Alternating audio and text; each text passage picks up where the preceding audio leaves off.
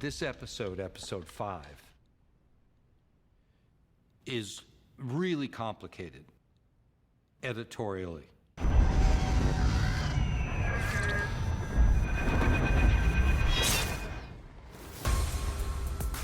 Even though some of those images flash by in just a fraction of a second, each of them was very carefully chosen. And the Mad King was probably the most dramatic of those because we've been hearing about the Mad King from the very beginning of the show, but he's never appeared on screen before. And shooting it, you know, spending a lot of time on what ended up being maybe like a second and a half, couple of seconds of screen time. I shot a lot of transitions, you know, off-brand's hand holding the vine, the transatlantic route that gets him to wherever he goes. It hints at this whole sort of almost paradoxical time intervention that Bran can appear to do, for better or worse.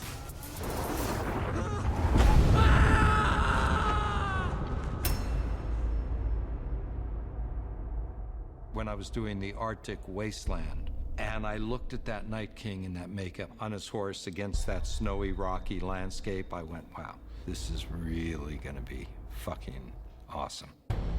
After we'd read like episode 5 and the huge sequence in the cave, we realized that logistically it was gonna be a huge challenge. We had the Night King, 3 White Walkers, 6 Children of the Forest, and countless Whites. When you're talking about 8 hours of makeup, and them having to come in at 1 in the morning to start their makeup to be on the set. I mean, it is an extraordinary thing that we ask of them, but then you see them all made up, and it's like, okay, that was worth it. They're, you know, they're incredible. All right, one more. So on a normal day, so if I were to do a full body prosthetic, I'll get picked up at midnight, and then I'll be on set by 10 a.m. So it takes about 9-10 hours. A design process for something like the characters like the Children of the Forest, it's quite a big procedure. We were looking at very earthy kind of references and tree barks and leaves, branches, the color palette as well being very green and ochres and browns. And it's very much a kind of a camouflagey sort of palette as well. These lenses that we wear, they like cover half of our eyeballs. You have to look really fierce and you have to like give it this eye thing. It's such an epic journey just to get on set.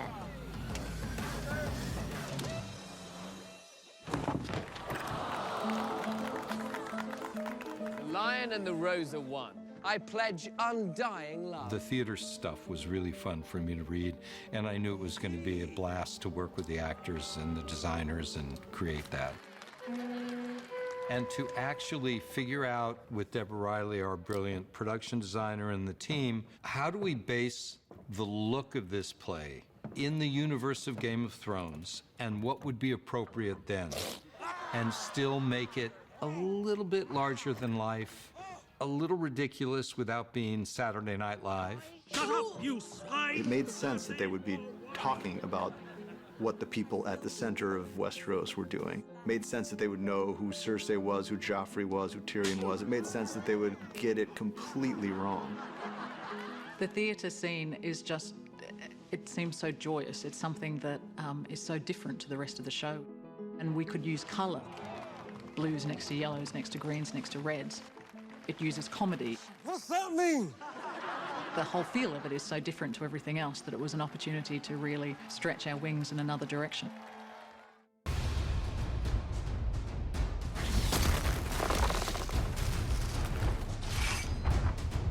we're sort of following the camera. So we're following the camera and then we're looking through here to there.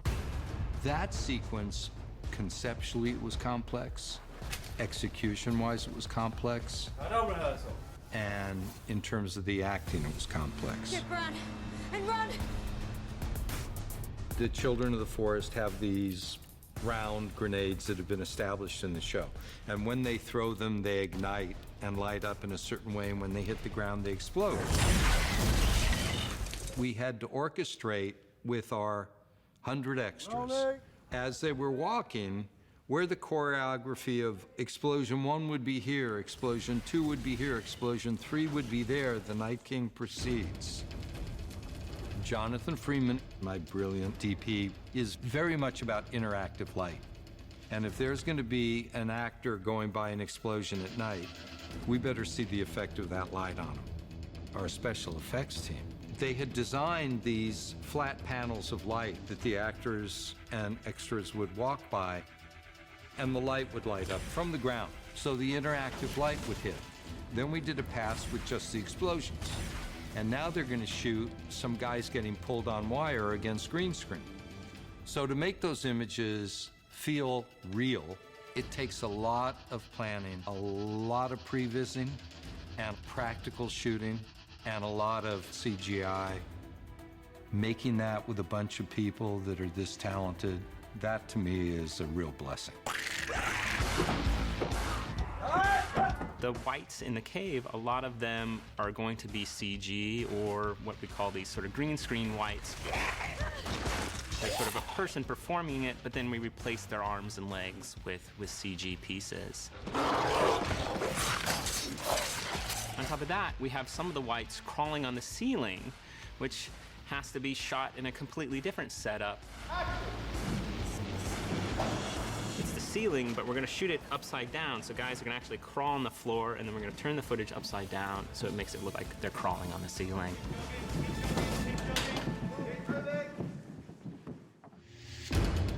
We're doing a lot of stuff in a tunnel, which we just run up and down, which we've been doing for about 4 days now, running up and down this tunnel. Excellent! There's such tension, and the stakes are so high. What are you doing? Go! We will build in horror and fright and action, always with the emotional through line of, oh my God, they've got to get out of there. I care desperately that they get out of there. Gets in the middle, the whites converge around her, and she blows them up. Oh my God, Leaf is sacrificing herself for the greater good and for her friends to escape. Oh my God, no, not Hodor. Stop the wind and snow. My goal was to make it realistic, make it terrifying, and at the end of the day, with Hodor, make it his sacrifice incredibly moving. All right, Christian, you're breathing heavy. You've been running. And action. Turn around. And your friends say, hold the door. Hold the door! And look at that axe. And try to hold it. Hold it. Keep going. Fill the holes. Keep going. Struggle. Open your eyes. Open your eyes. And look. And they're all over you. And cut. I liked that he sacrificed himself for his friends. Feels very true to Hodor for me. And I'm just thankful I got so far. You know, with so many people dying every year. That's a series wrap shot for Mr. Hodor. But it's really sad. Thank you, guys.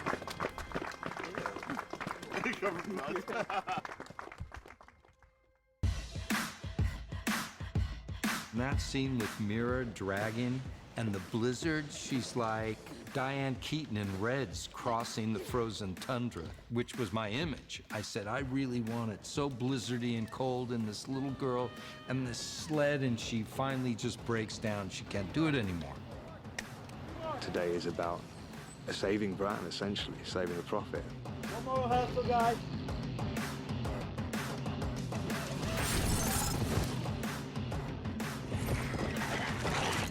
Once you've taken your hit, you're on your back, you've rolled over, we'll probably have about 4 seconds of you doing that if you're still acting, and then we'll come in and put you out. 3, 2, 1, action! Wire work is ways of motivating people through the air or assisting them to jump down off something or to safety them or to propel them through a space. Nothing is going to get between that kid and me. Because I'm one bad motherfucker. Come with me. Seeing his uncle again and seeing that comforting presence really serves to anchor him going forward. Uncle Benjamin. They've got this weird sort of mystical connection.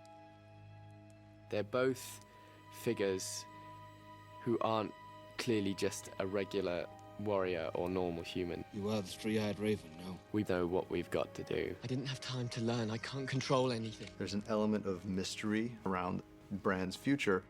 This is happening much, much more rapidly than he thought it was going to happen, and he doesn't really know what it all means. He doesn't know what to make of it all. He will find his way to the world of men. When he does, you will be ready.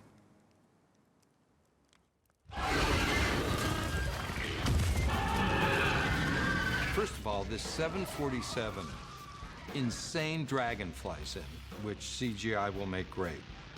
It's massive, and it goes above them and then circles around and lands, and dust flies.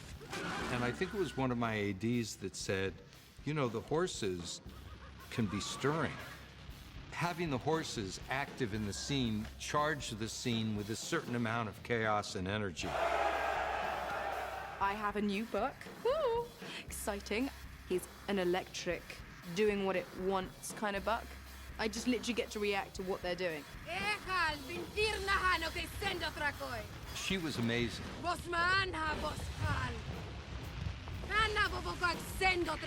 At the end of the scene, you should be somewhat roused by her and a little horrified. She's not Hitler at Nuremberg, but she's got the power.